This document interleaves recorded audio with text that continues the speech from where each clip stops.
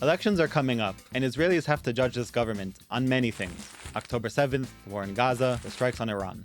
But as the voting date draws near and more reports come out, we have to ask, was this government truthful about any of it? This is The Deep Dive. Welcome back to The Deep Dive. I'm your host, Jacob Lasnik. As election date draws nearer, we have to constantly remind ourselves that we're making a judgment on who to vote for based off of the past few years, and really having a big picture take on how things have gone. That being said, this past week, a few reports have come out that really cast doubt on a lot of the decision-making with regards to Israel and how it dealt with the Trump administration versus the Biden administration.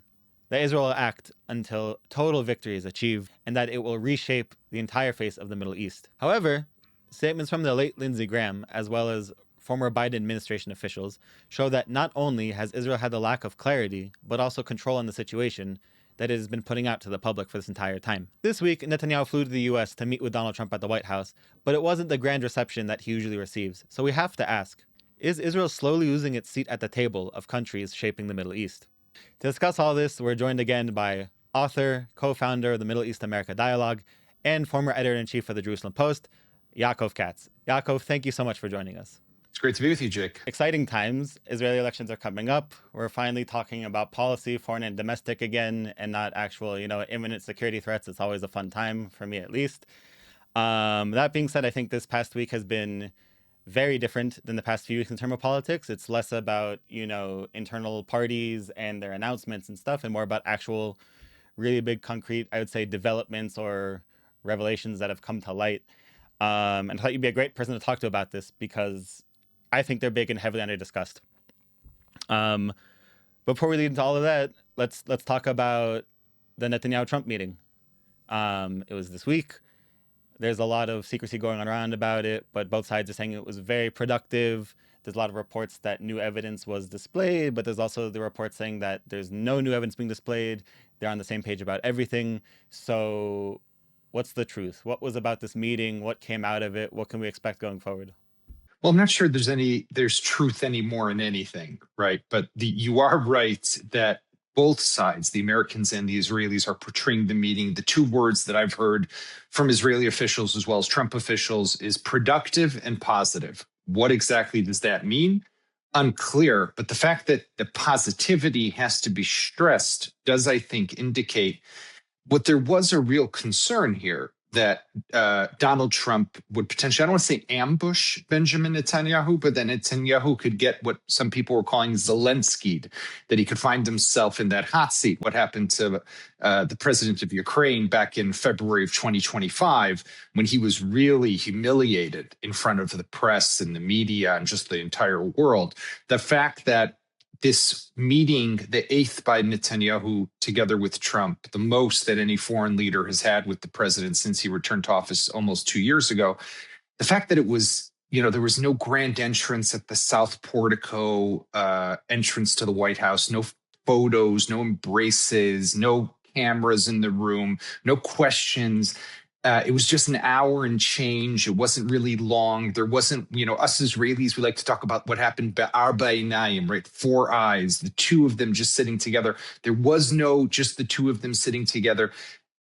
This was a meeting that we still don't know exactly what came out of it, but the importance of the fact that the leaders are again meeting. There was clearly tension and daylight between America and Israel. They're back in the same room. Israel is back at the table with the Americans. They're talking about what's happening with Iran. Israel was clearly sidelined for several weeks now. That itself is an important development.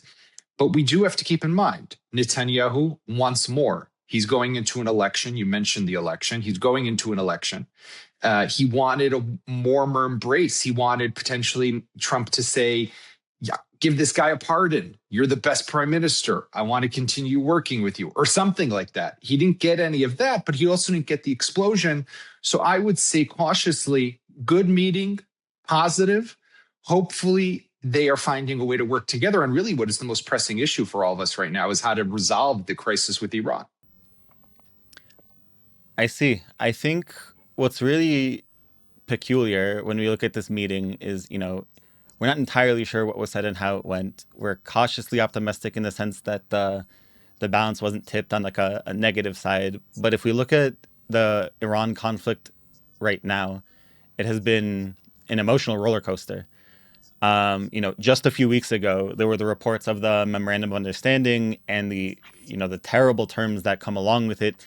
And basically all of Israel was convinced that Trump left Israel out to dry. And now if you take a snapshot of what's happening right now, there's like a semi-Middle East coalition basically against Iran, and Israel doesn't have to lift a finger. So some could argue that that's a favorable position.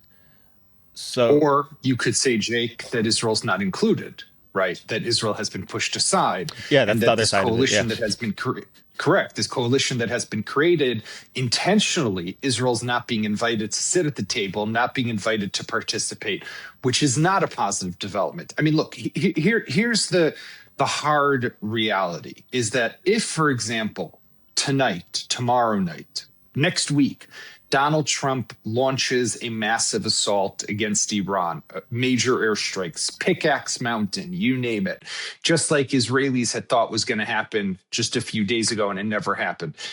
Netanyahu, what will he do? He'll declare success. I told you, I went there.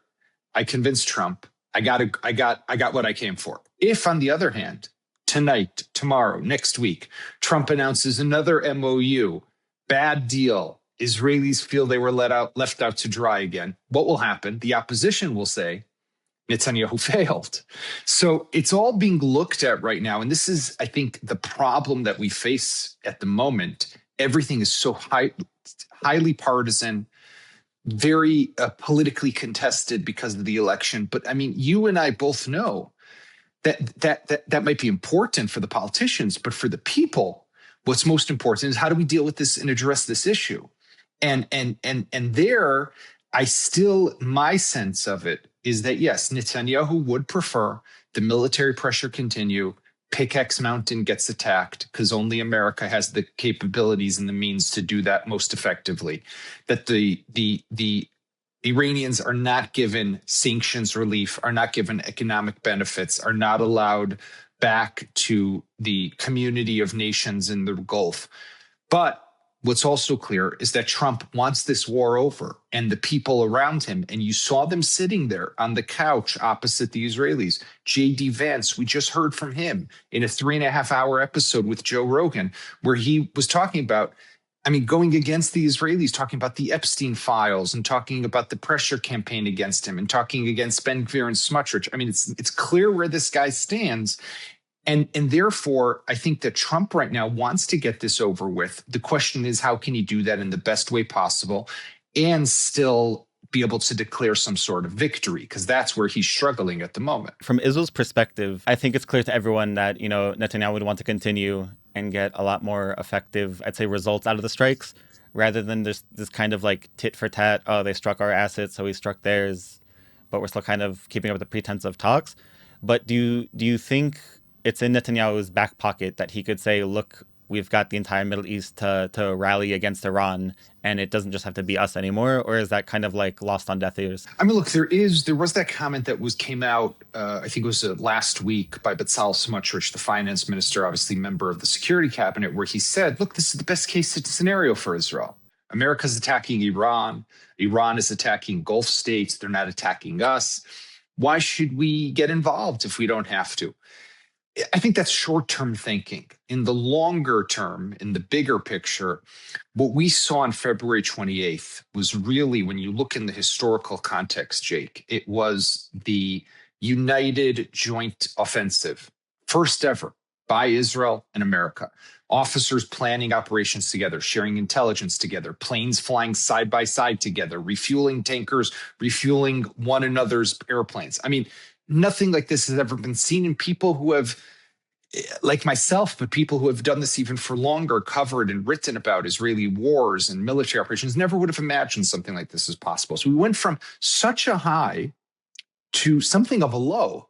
And the question we have to ask ourselves is, how did we get there? Now, clearly, there are elements within the administration and definitely within the MAGA community that are pushing Israel to the side, that believe that Israel had pressured Trump, had dragged America into what they are now calling a forever war. And that itself is ridiculous. But you listen to them and you hear it. I mean, they're calling a war that at its highest intensity lasted not even 2.5, 3 months, right? And now is kind of at a low level. They're calling it a forever war, comparing it to Vietnam, Iraq, Afghanistan. I mean, it's absurd, but that shows you where the American public is right now. I fear they don't have the resilience to hold on to, resilience is a word that we know in Israel because it's so often touted and spoken about for how the Israeli people continue to battle against all these different fronts for the last 3 years. But it seems that the Americans don't have the appetite at all for that. So all of that put together, when I look at it, I'm concerned because, on the one hand, our enemy is getting hit. We don't have to put assets into play. We're not getting struck by those missiles. But on the other hand, in the bigger picture, I mean, what we're seeing right now is Trump warming up and cozying up with the Turks, potentially selling them F-35s. We see the Saudi nuclear agreement. We see the president of Lebanon visiting the White House and getting that embrace at the South Portico entrance that Bibi did not get. We see the prime minister of Iraq inside the Oval Office with media, something Netanyahu did not get. So I begin to ask myself, is it possible that there's a new regional order that's being written here that Israel just might not be one of the co-authors for? And that should have us concerned. Hopefully this meeting, and this is where I put the politics aside, because at the end there is substance and there's importance here. I hope that this meeting gets us back in the room and around the table, because that's what we Israelis or people who care for Israel need to hope for. Absolutely. And when I think about this, it makes me think about, there was a story that came out this week. There was a Wall Street Journal report about this unreleased documentary footage that they were working on Lindsey Graham. As we all know that, Netanyahu also attended the memorial service of Lindsey Graham. And there's actual footage to accompany this. So this isn't just, reports and sources saying. You could actually watch the video. And, a lot of very interesting stuff in that, especially the conversations between Graham and Netanyahu about, lobbying for more strikes on Lebanon, what to do about Iran, et cetera, et cetera. But something that struck me as very concerning, and I think heavily discussed, was Graham's comments that Witkoff and Kushner were, I don't want to exactly quote, but paraphrase, they were, not suitable for Middle East negotiations due to conflicts of interest. Now, he's not the first person to say that. There have been people saying this, for months and years, basically since the administration start. But I think to hear that from a Republican who's been as close to the administration and as an advocate of, the Trump administration's Middle East policy, I think it's a wild thing to say. And I think as Israelis, it's something that should be a cause of concern. I read that article and I've seen some of the footage. Some of it came out also on CNN. And you're right. I mean, people who haven't watched it, there's a documentary filmmaker who accompanied Lindsey Graham for, I don't know, the last year, if not more. And really, I mean, just films him on the phone with Netanyahu talking about what does Israel want? America to join Israel in strikes against Lebanon, America to join Israel in strikes against Iran. You have him talking to Jake Sullivan, right? The national security advisor to Biden, consulting with him about what to do on Iran and Saudi Arabia and Israel. I mean, which is like supposed to be God forbidden, right? You're not, the Republicans can't talk to the evil Biden people. I say that in quotes. Right. But here Lindsey Graham was actually doing it. So it's fascinating. But what he said about Steve Witkoff and Jared Kushner, who are the primary negotiators on behalf of the Trump administration for everything that has to do with the Middle East, as well as Russia, Ukraine, and so much more, but focusing on the Middle East for a moment, is a bit concerning. It's not a new claim, as you said, Jake. I mean, we've heard this over the last couple of years. People might remember that after the ceasefire agreement was reached between Israel and Hamas, and kind of the war in Gaza came to an end, and the last hostages were released at the end of 25, and the living hostages and the dead hostages as well. There was a 60 Minutes interview that was conducted with Kushner and Witkoff, and they were asked about their conflicts of interest because they both are heavily invested in this region financially, right? Jared Kushner himself has a fund, Affinity Capital, I think it's called, where he raises money from the Emiratis and from the Qataris and from the Saudis as well. And Steve Witkoff famously owned a building somewhere in Manhattan that was he was either bought out or co-invested together with the Qataris. I mean, there's a lot of these financial relationships. So what's driving them? And we all know, definitely here in Israel, the Qataris, complicated, right? On the one hand, they're the ones who help us negotiate those ceasefires and those hostage releases. On the other hand, we just heard from Naftali Bennett, one of the contenders or candidates for prime minister, that if he's elected prime minister, he's going to declare the Qatar as an enemy state. I mean, because they harbor Hamas and Hamas leaders live there, etc. Their answer at the time was that they have these financial relationships. They don't hide them, but that is what helps them gain access and get the attention and get to the people that they need to. That's number one. Number two is I look at it proof in the pudding, right? They were able to achieve a really important ceasefire for Israel and for Hamas in the Gaza Strip, right? They succeeded in doing that. How they did it, that's a separate question, but they were able to get it. With Iran, they have yet to succeed, as well as with Russia and Ukraine, they have yet to succeed. I mean, there's a bigger issue, I think, here of how people outside the government in business can also run some of the most important issues and matters inside government. That's something for the Americans to figure out. To give you an example, Jake, we had that in Israel for many years. The prime minister used to have a relative of his, Yitzhak Molcho, who runs a very prestigious law firm, engaged with businesses and philanthropy and institutions, and you name it, was his main envoy and emissary to everything that had to do with the United States of America for a number of years. And we at the Jerusalem Post wrote a big magazine piece profiling Yitzhak Molcho. Herb Kanan did it a number of years ago, looking at who is this guy? Like this guy who's basically a Steve Witkoff of types. Yeah. So these roles come and go. Definitely something to look at and to keep some sort of accountability at play, but nothing out of the ordinary, not in the United States nor in Israel. I think what concerns me, or at least doesn't really sit right with me, is less about the fact of their backgrounds or that these kinds of relationships exist. I also don't want to obviously diminish the results of the ceasefire and deals that they were able to achieve because, we did get all of our hostages home. And I think in that situation, that is the kind of thing where, the ends does just kind of justify the means. What concerns me is kind of this divide that's being shown within the administration from this footage, in the fact that there's an acknowledgement that we might not have suitable people for this role, but we're going to do it anyway. And I think it bleeds into Israel as well, as in... Well, I think, by the way, I think you're 100% right, because there is also at play here, and you're right to touch upon this. There is, according to reports at least, that Witkoff and Kushner have been taking a tougher approach to Israel within the administration, have been cautioning Trump that Netanyahu is dragging his feet, is not moving on the fronts, whether it's Gaza, where, yes, the cabinet just made that decision to allow the ISF to begin to deploy potentially and to let the caravans in for the displaced Palestinians. But it took a very long time. I mean, also on Lebanon, things are taking long. On Syria, things aren't moving at the pace that the Americans would want. On the other hand, you have, it seems, another camp in the administration, maybe led by Marco Rubio, more sympathetic, Secretary of State and National Security Advisor, more sympathetic to Israel. So there's definitely different camps within the administration that are pulling the president in different directions. I mean, I think what we, and by the way, there are the comments that Trump reportedly made that have been reported, where he said to Netanyahu on a phone call, you're even losing the Jews, right? And he says there's 2 Jews on this call who don't even believe you anymore, referring to Witkoff and to Kushner, right? So it's definitely, there's something happening.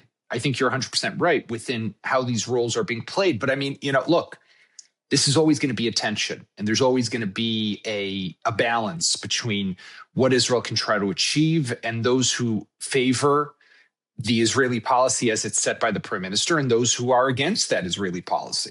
Absolutely. But I think what bothers me even goes a level further. I think it comes from the Israel side. I think it's a fair assessment to kind of say that at least for the time being, Israel has really put all of its eggs in the Trump basket, as opposed to, during the war when Biden's administration was in power, which we're going to get to in a minute. But I think it's very much more a lot in the hands of Trump and what Trump says go. And we're aware of this kind of divide and this mismatch and this non-suitability, and it seems to not really be a concern, not be discussed, not be whatever. And it also reminds me of, in the very early months of the Trump administration, there was that incident where Mike Waltz accidentally added a reporter to like their Signal group chat, and it had all these like strikes about the operations against the Houthis. And like we saw their messages, and what we saw from the administration was they weren't really dealing with the Houthis with expediency. They were trying to figure out, can we profit from this? Can we exact a price from Europe for opening up the trade lanes? And I remember being about the vocal at the time, and it's just this issue of an acknowledgement that we're putting issues of Israel's security in hands of people where it's not necessarily a top priority over other interests. And we don't seem to be doing any moves to like do anything about it. Now, maybe I'm wrong and crazy and conspiratorial, but that's how it seems to me. And it's very concerning. I totally hear you, and I tend to agree with you. But I also recognize the limitations that rest on Israel and exist in this world, which is complicated, and the relationship and the alliance that's very important for Israel with the United States, and the need to get along and to work with the administration because you have so much benefit. But there's going to be prices that you're going to have to pay. Look, you and I both know that the last thing Bibi wanted to do before heading off to Washington was to hold a vote in his cabinet to allow the ISF to deploy in Gaza and to allow caravans that have been sitting on the other side of the border with Egypt, between Gaza and Egypt, for weeks, if not longer, to now be able to go in and start the pilot program in Rafah.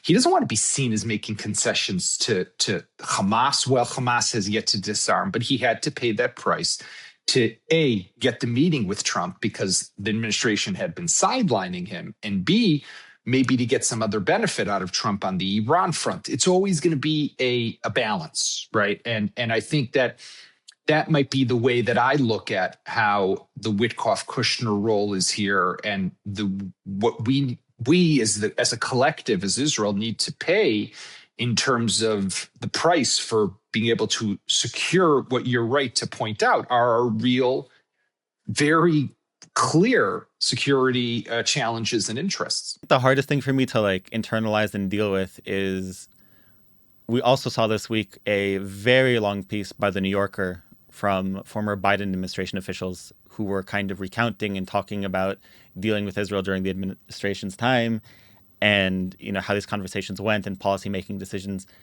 And essentially what we get from this is a bit of an inverse from what we're seeing right now from the Trump administration. We have an administration who heavily disagreed with a lot of Israel's ideas and decisions and policies that Israel wanted to do. But on the other hand, the idea of Israel's security and helping Israel and ensure that it will never be in danger was of the utmost importance, and it wasn't second to other interests. So we now see what I would just call like the high stakes environment of the Trump administration, where we have to kind of live with the idea that like having America as an ally, where America's security isn't necessarily the utmost top priority, but the outcomes and the results are more dynamic and explosive and achievable through different routes, as opposed to this other administration where I would say is more consistent in its views and you have to kind of have like more friction with, but at the same time there's this comfort knowing that they won't do anything to endanger Israel. So like I don't even have like a fully formulated thought about it. I just think it's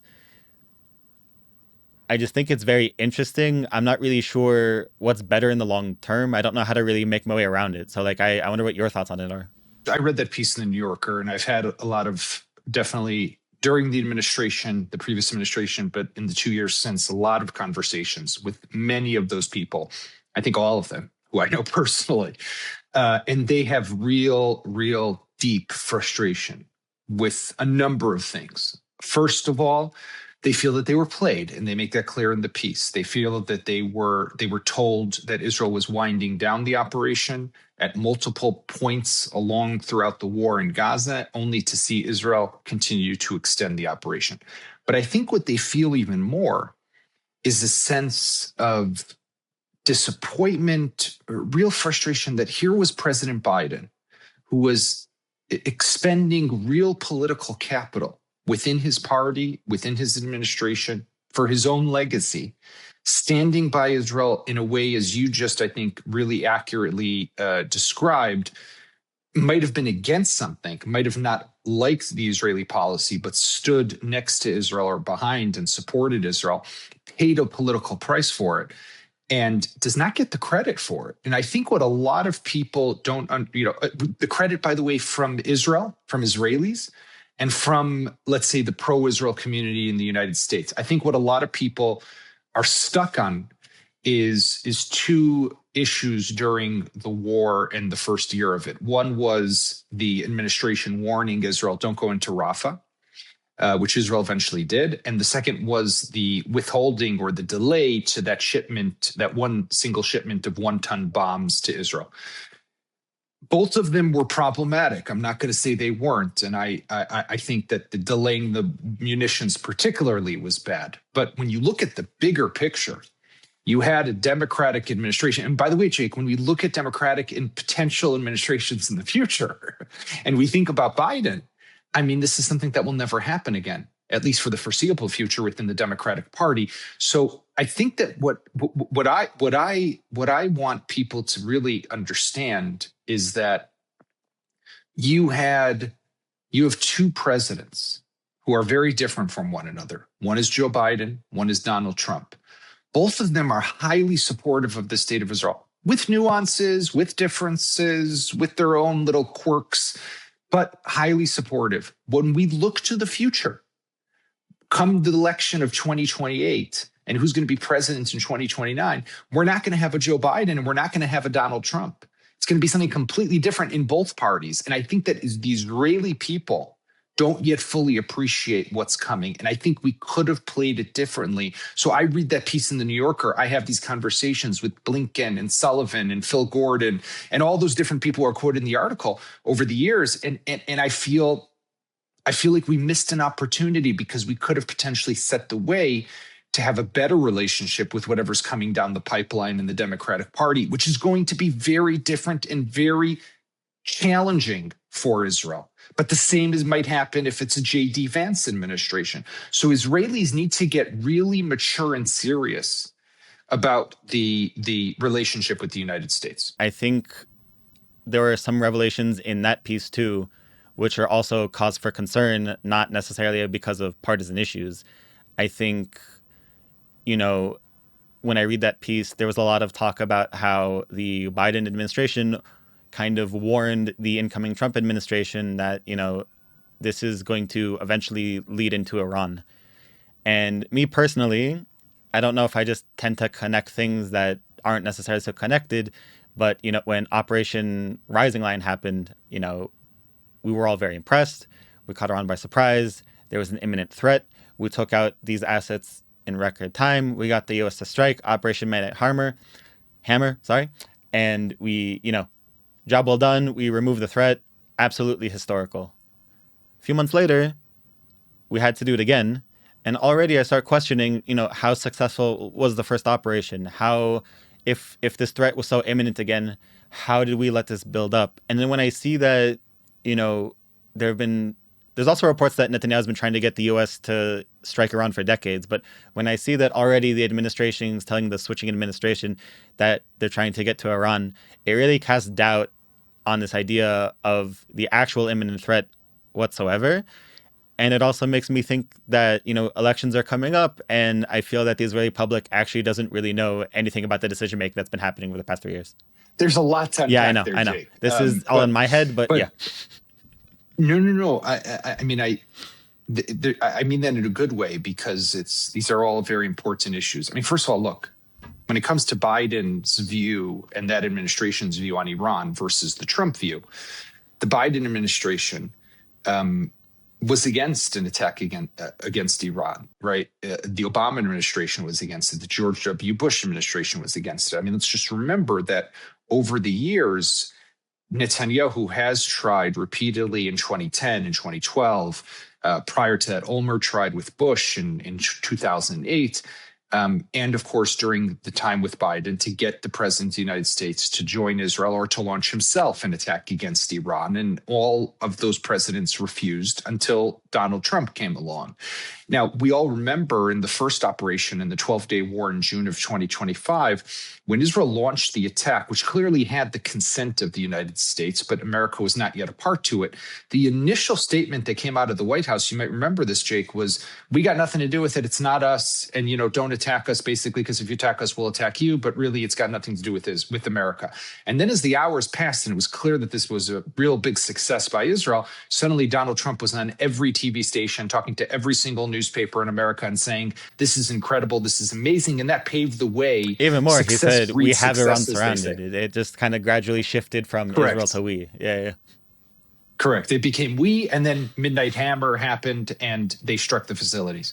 Now, what happened that 8 months later, you need another operation against Iran is a great question. And it really, especially after Netanyahu himself declared after the 12-day war, a victory for generations. That was the language he used. So what happened?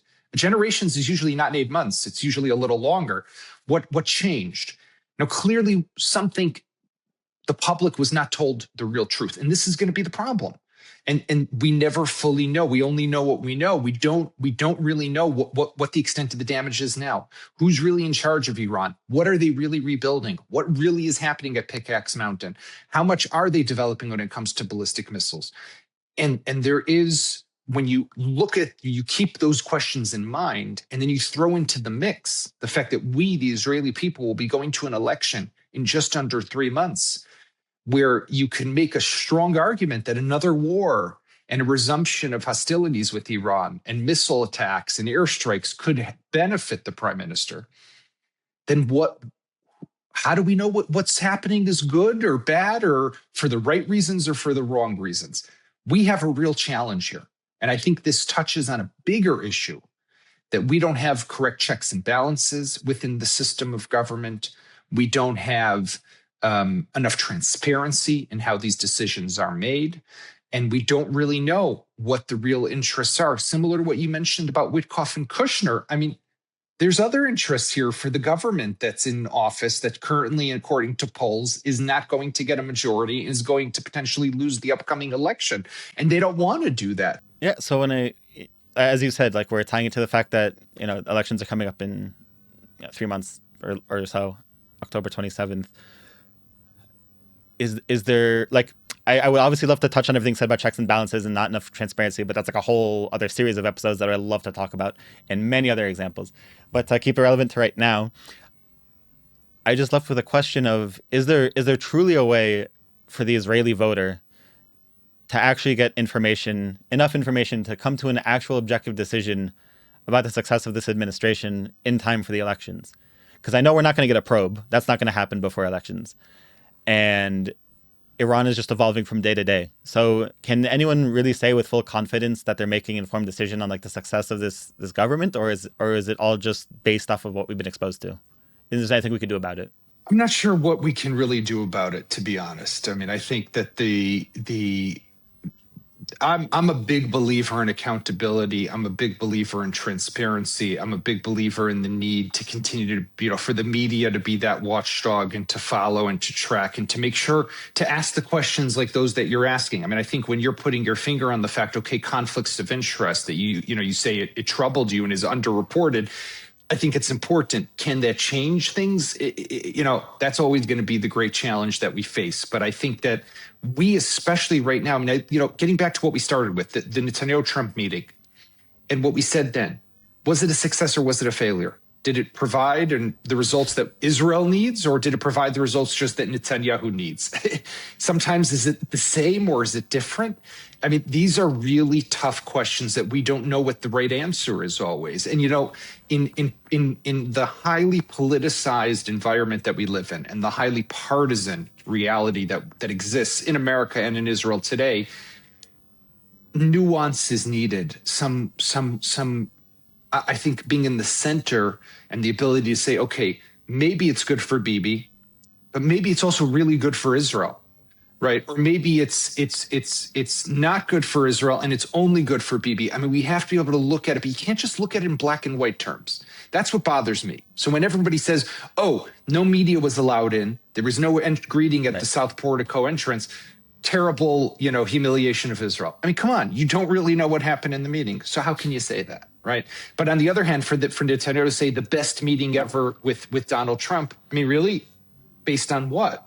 We don't know anything beyond the fact that you're saying that. So there's a lot of, nuance, I think, that we need to have here. And we have to keep that in mind, particularly, Jake, as we go into this election, because a lot more of this is going to happen all the time at a higher intensity. Absolutely. And I think once all the political parties start picking up the pace on their campaigning, and more notably, like the attacks on their opposition, I think maybe we'll start to get some light on where the big failures and where the big issues really are. But we're essentially, waiting to hear what they have to say on that. I do have to say, I think it is a bit crazy going into an election where we're supposed to make decisions on the government after October 7th without still knowing what happened October 7th. But again, I don't think that's going to change either way. And we just have to, formulate our opinions the best we can. All I can do on that front is plug my recent book, While Israel Slept, if you let me, which looks in and tries to really understand what happened, what went wrong from the political echelon down to the tactical military level. But I totally agree with you, is the fact that we still don't have a commission of inquiry, and that 3 years later, we still don't know exactly what happened there. And the government has refused to cooperate and to launch a commission is a huge problem. And this ties into that transparency and accountability we just spoke about, right? There is a cultural issue and a problem that we face in Israel of this lack of a culture of accountability that we don't have. That comes from somewhere. It's a bigger issue to talk about, but it's something that I totally agree with you is sorely lacking and is a flaw, because it undermines our ability as the people who are supposed to be making decisions for where we want the country to go in the way we select our leaders, to be able to know exactly what's the right move. Absolutely. And all I could say is, after elections, once the issue of campaigning and trying to win public support is over, I sincerely hope that this shift is made and a lot more transparency is brought forward to the Israeli people. But, we'll just have to follow and wait and see, like always. Yes, we will. Thank you so much for joining us. Thank you, Jake. Well, there you have it. That was a lot to unpack for this week's episode. We really hope you enjoy it. We'll be back next week. Until then, stay up to date at jpost.com.